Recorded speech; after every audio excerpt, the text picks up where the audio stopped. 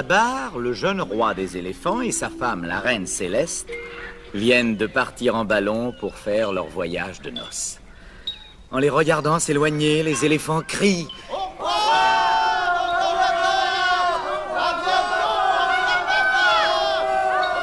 Et le vieux Cornelius, qui est leur chef quand le roi n'est pas là, pense inquiet. J'espère qu'ils seront bien prudents, pourvu qu'il n'ait pas d'accident. La grande forêt est loin maintenant. Sans bruit, le ballon glisse dans le ciel. Babar et Céleste regardent le paysage. Le merveilleux voyage pour un jeune ménage. Les doubles vents légers, ma couronne va s'envoler. Céleste, regarde, la mer. Oh, qu'elle est bleue! Mais voilà que, poussé au large par le vent, le ballon est surpris brusquement par une violente tempête. Cramponne-toi à la nacelle. Oh, ça y est, j'ai perdu mes jumelles. Oh, si tu savais comme j'ai peur! Oh, je crois même que j'ai mal au cœur. Le ballon allait tomber dans l'eau quand, par une chance extraordinaire, un dernier coup de vent le jette sur une île où il s'aplatit dégonflé. Oh. Ah, mais tu n'es pas blessé? Ah non! Ah, eh ben nous sommes sauvés. Ouf. Quelques instants plus tard, tandis que leurs habits mouillés sèchent sur une corde, Babar et Céleste, qui ont dressé leur tente et se sont assis sur de grosses pierres, mangent avec appétit une excellente soupe au riz, cuite à point et bien sucrée. C'était fameusement bon. Maintenant, ma chère Céleste, fais donc une petite sieste. Moi, j'explore les environs. Quelle bonne idée!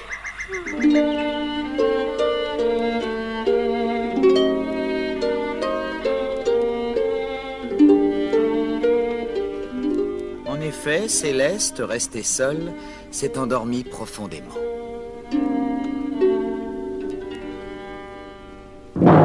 C'est alors que les habitants de l'île de féroces sauvages cannibales l'aperçoivent soudain. Vous avez déjà vu une grosse bête comme ça? Non, jamais, mais ça doit être très bon à manger. Attrapons-la pendant qu'elle dort. La pauvre Céleste est ficelée avec la corde sur laquelle séchaient ses habits. Et autour d'elle, les cannibales dansent de joie.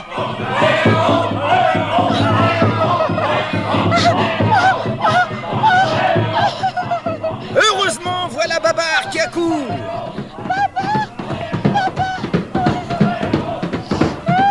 En un clin d'œil, il a délié Céleste et tous deux se précipitent sur les sauvages. Les plus courageux d'entre eux essaient de se défendre en leur envoyant des flèches, mais ils se disent... Ces grosses bêtes sont terriblement fortes. Elles ont la broderie dure. Sauvons-nous très vite. Quand tous les cannibales ont été chassés, Babar et Céleste se reposent au bord de la mer. Tout à coup, juste devant eux, une baleine sort de l'eau pour respirer. Aussitôt, Babar se lève et dit... Bonjour madame la baleine, je suis Babar, roi des éléphants. Ma femme et moi sommes bien en peine, nous venons d'avoir un accident. On nous attend dans notre ville, aidez-nous à sortir de l'île. Et la baleine répond aimablement... Justement, je vais voir ma famille dans l'océan glacial du Nord. Je vous déposerai où vous voudrez en passant. Montez vite sur mon dos et ne tombez pas dans l'eau. Prêt? Je pars.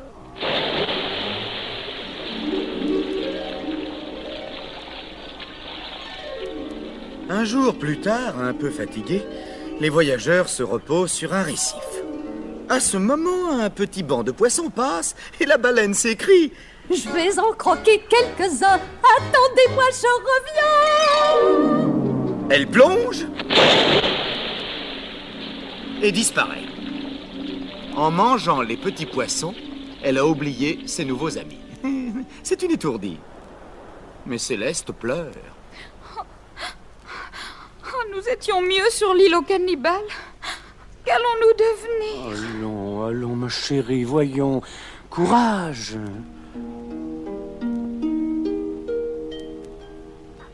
Après des heures et des heures passées sur le petit rocher sans rien à manger ni à boire, enfin un grand bateau, un bateau à 3 cheminées, passe non loin d'eux. Babar et Céleste crient aussi fort qu'ils peuvent. Des bateaux! Au secours! Ils font des signaux avec leurs trompes, ils s'agitent. Va-t-on les voir? On les a vus. Un canot les recueille sous les yeux des passagers très excités.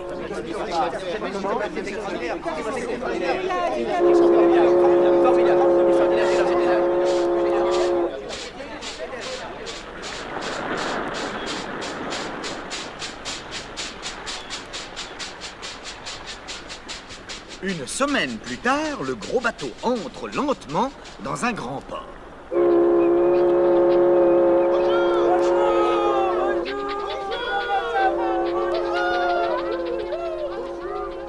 Tous les passagers descendent. Tous.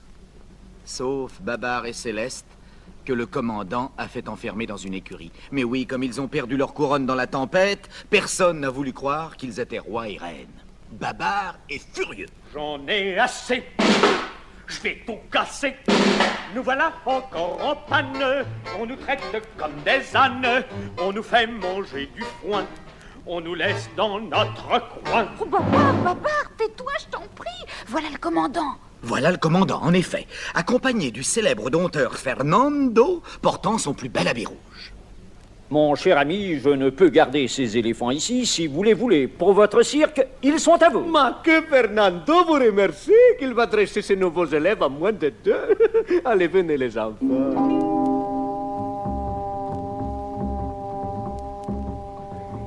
Justement, au pays des éléphants, Arthur a eu une mauvaise idée. Tandis que le rhinocéros Rataxès faisait tranquillement sa sieste, il lui a attaché un gros pétard à la queue. Le pétard éclate avec un bruit terrible. Et Rataxès saute en l'air. Attends-là, qui vive! Mais qu'est-ce que c'est? Au secours! Au secours! Arthur, le garnement, rit si fort qu'il en étouffe presque. Oh, Arthur!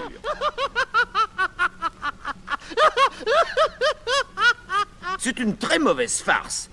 Cornelius, bien ennuyé, va trouver Rataxès et lui dit... Je suis désolé, mon cher ami.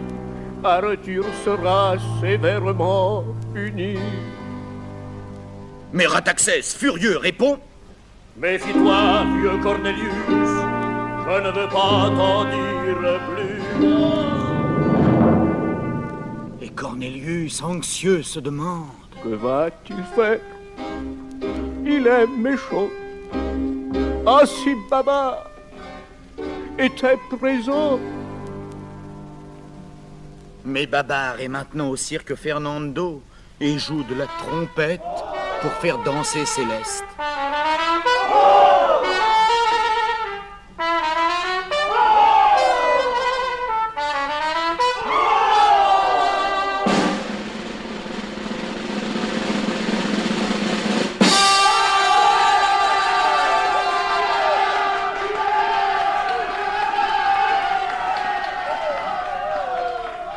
Un jour, le cirque arrive dans la ville où Babar, quand il était petit, a rencontré son amie la vieille dame.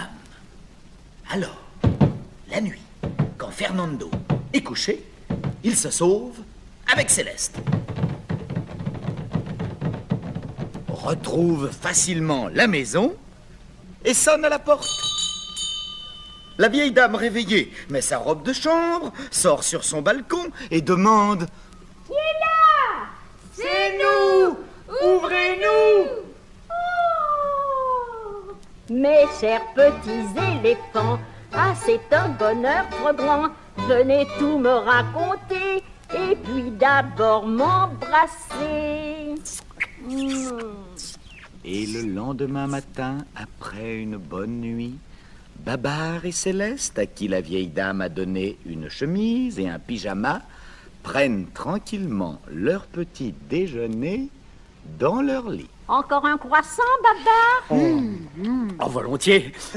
Et toi, Céleste? Oh, je reprendrai bien du chocolat. Oh, mon Dieu, je crois rêver. Ne craignez rien, mes chers petits. Les mauvais jours sont finis.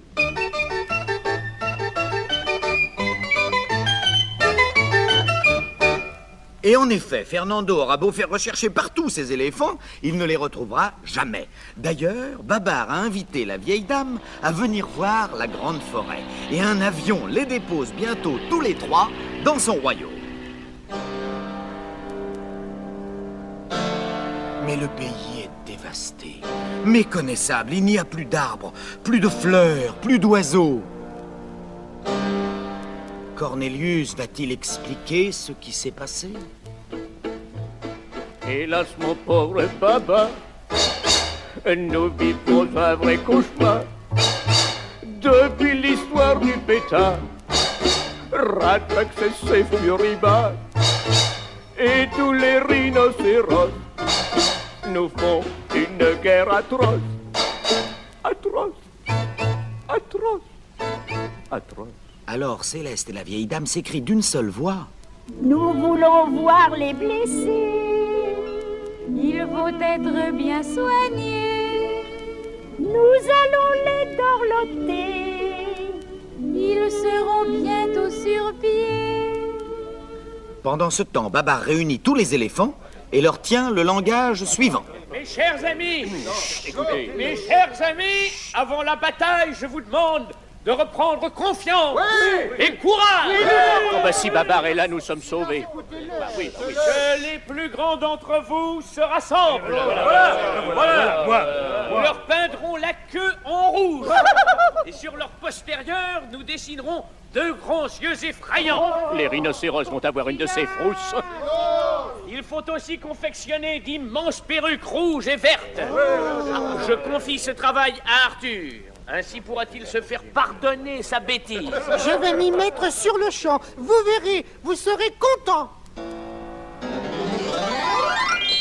Pendant ce temps, dans le camp des rhinocéros, les soldats attendent tranquillement les ordres de Rataxès, le rancunier, qui dit en riant à son ami le général Pamir. Je vais faire la vie dure à ce galopin d'Arthur, et puis tirer les oreilles de Babar et ses pareils. Rataxès a bien tort d'être si sûr de lui, car le jour de la bataille, au moment où les rhinocéros veulent pénétrer chez leurs ennemis,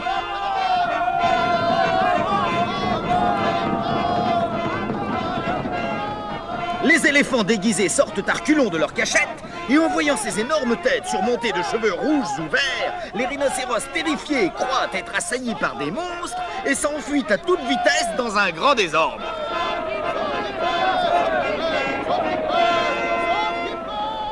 Le stratagème a réussi. Les éléphants ont gagné la guerre. Pamir et Rataxès sont faits prisonniers. Babar est un grand général.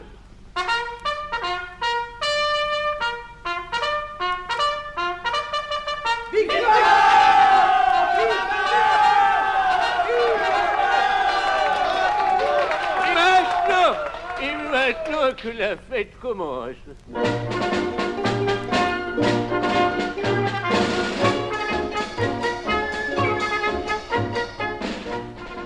Ah, comme tout le monde est content. Babar fait des projets d'avenir. Il dit à la vieille dame: je vais essayer d'être un bon roi. Et si vous voulez rester avec nous, vous m'aiderez à rendre mes éléphants heureux. Bonne chance, Babar. Et que la joie demeure longtemps dans la grande forêt. Au revoir. Et à bientôt.